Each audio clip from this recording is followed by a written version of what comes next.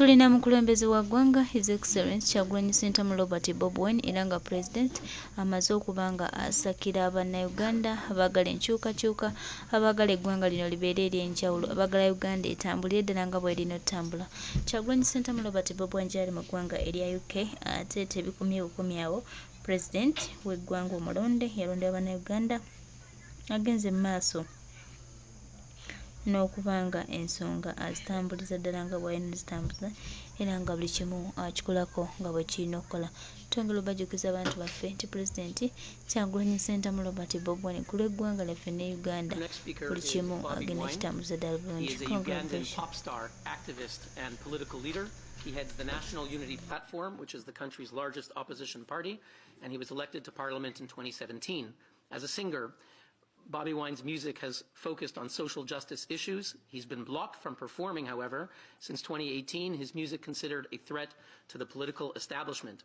He received massive support across the country and then started the People Power movement in 2017 to encourage young Ugandans to get involved in politics. Since then, he's been arrested, tortured, subjected to various other forms of abuse and harassment. His supporters and friends have been targeted by the government, with some killed and others abducted and tortured.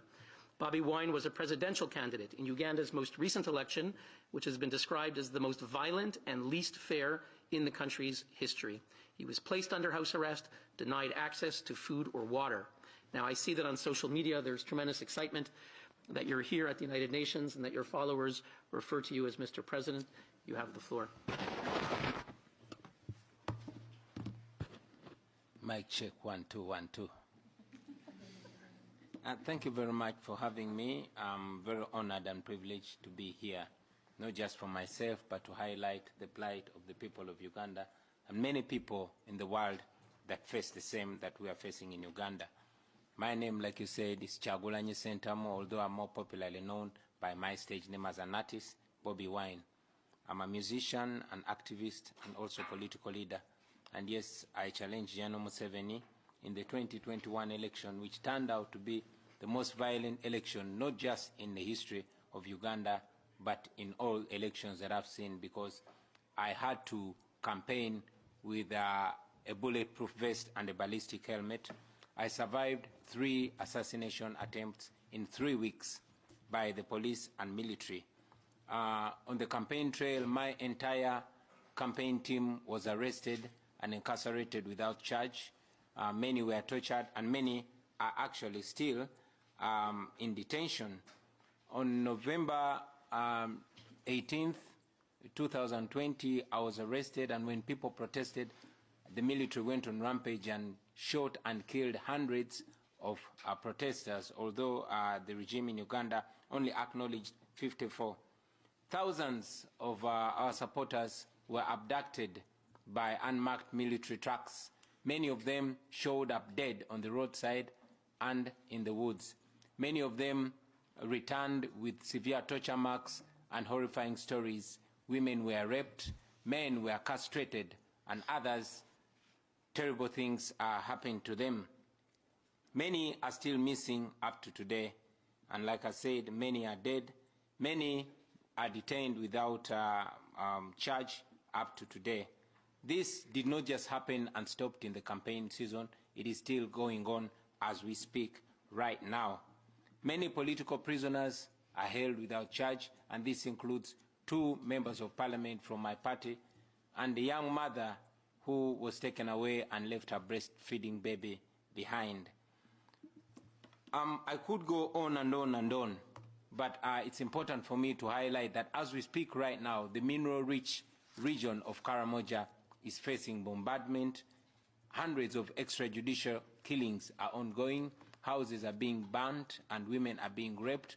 All that is because that region supported us overwhelmingly and is facing the wrath of the military, which is commanded by the son of General Museveni. I could go on and on and on about the plight of the people of Uganda, but now that I'm here, I want to use this opportunity to request the world for attention.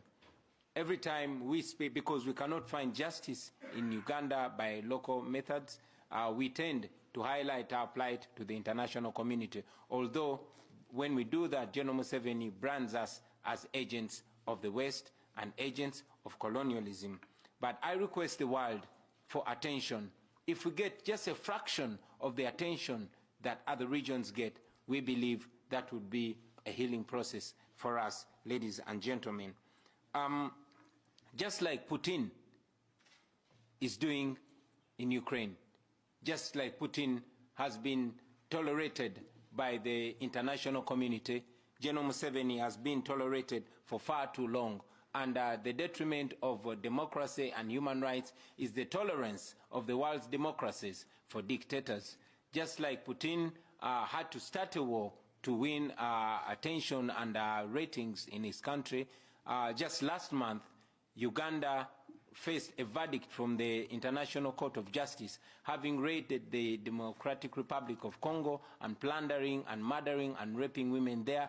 Now the taxpayer of Uganda has to pay more than $200 million to settle that which was caused by General Museveni. Uganda depends largely on international aid, and it's sad that the international community continues to have cooperation and to shake General Museveni's blood-stained hand. We have constantly called for sanctions. We've called for the same standard of human rights in Uganda. We have requested the international community to hold Uganda accountable and to put conditions of human rights, of the respect for human rights and democracy and the rule of law as preconditions for cooperation. And again, we've called for sanctions for General Museveni. And we've said that when Idi Amin did what Museveni is doing in Uganda, he was sanctioned. When Charles Taylor did to the people of Liberia what Museveni is doing right now in Uganda, he was sanctioned. When Robert Mugabe did to the people of Zimbabwe what Museveni is doing to the people of Uganda, he was sanctioned. When Saddam Hussein and many other dictators did what General Museveni is doing in Uganda, they were sanctioned. Why then is General Museveni not being sanctioned? So we are here to challenge the international community to hold General Museveni on the same standard of human rights, of democracy, and the rule of law in Uganda. Dear international community, if you cannot help us, please stop sponsoring our oppression. Please stop being the paymasters of our oppressor. If that stops, then that will be the beginning of the liberation of the people of Uganda. I thank you. Thank you very much. He heads the National Unity Platform, which is the country's largest opposition party, and he was elected to Parliament in 2017. As a singer, Bobi Wine's music has focused on social justice issues. He's been blocked from performing, however, since 2018, his music considered a threat to the political establishment. He received massive support across the country and then started the People Power movement in 2017 to encourage young Ugandans to get involved in politics. Since then, he's been arrested, tortured, subjected to various other forms of abuse and harassment. His supporters and friends have been targeted by the government, with some killed and others abducted and tortured. Bobi Wine was a presidential candidate in Uganda's most recent election, which has been described as the most violent and least fair in the country's history. He was placed under house arrest, denied access to food or water. Now, I see that on social media there's tremendous excitement that you're here at the United Nations and that your followers refer to you as Mr. President. You have the floor. Mic check, 1, 2, 1, 2. Thank you very much for having me. I'm very honored and privileged to be here, not just for myself, but to highlight the plight of the people of Uganda and many people in the world that face the same that we are facing in Uganda. My name, like you said, is Kyagulanyi Ssentamu, although I'm more popularly known by my stage name as an artist, Bobi Wine. I'm a musician, an activist, and also political leader. And yes, I challenged General Museveni in the 2021 election, which turned out to be the most violent election, not just in the history of Uganda, but in all elections that I've seen, because I had to campaign with a bulletproof vest and a ballistic helmet. I survived 3 assassination attempts in 3 weeks by the police and military. On the campaign trail, my entire campaign team was arrested and incarcerated without charge. Many were tortured, and many are actually still in detention. On November 18th, 2020, I was arrested, and when people protested, the military went on rampage and shot and killed hundreds of protesters, although the regime in Uganda only acknowledged 54. Thousands of our supporters were abducted by unmarked military trucks. Many of them showed up dead on the roadside and in the woods. Many of them returned with severe torture marks and horrifying stories. Women were raped, men were castrated, and others, terrible things are happening to them. Many are still missing up to today, and like I said, many are dead. Many are detained without charge up to today. This did not just happen and stopped in the campaign season. It is still going on as we speak right now. Many political prisoners are held without charge, and this includes 2 members of parliament from my party and a young mother who was taken away and left her breastfeeding baby behind. I could go on and on and on, but it's important for me to highlight that as we speak right now, the mineral-rich region of Karamoja is facing bombardment. Hundreds of extrajudicial killings are ongoing. Houses are being burnt and women are being raped. All that is because that region supported us overwhelmingly and is facing the wrath of the military, which is commanded by the son of General Museveni. I could go on and on and on about the plight of the people of Uganda, but now that I'm here, I want to use this opportunity to request the world for attention. Every time we speak, because we cannot find justice in Uganda by local methods, we tend to highlight our plight to the international community, although when we do that, General Museveni brands us as agents of the West and agents of colonialism. But I request the world for attention. If we get just a fraction of the attention that other regions get, we believe that would be a healing process for us, ladies and gentlemen.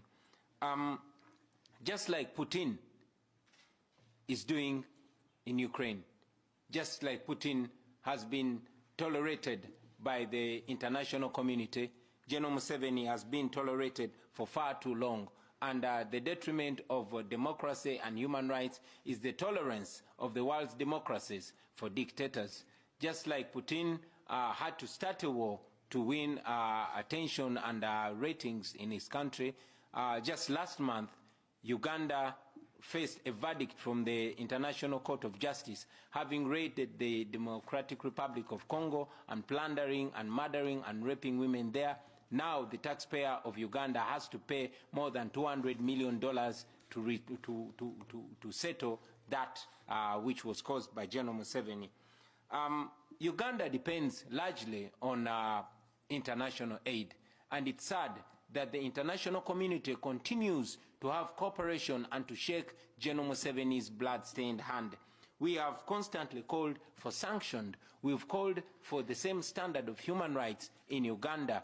We have requested the international community to hold Uganda accountable and to put conditions of human rights, of the respect for human rights and democracy and the rule of law as preconditions for cooperation. And again, we've called for sanctions for General Museveni. And we've said that when Idi Amin did what Museveni is doing in Uganda, he was sanctioned.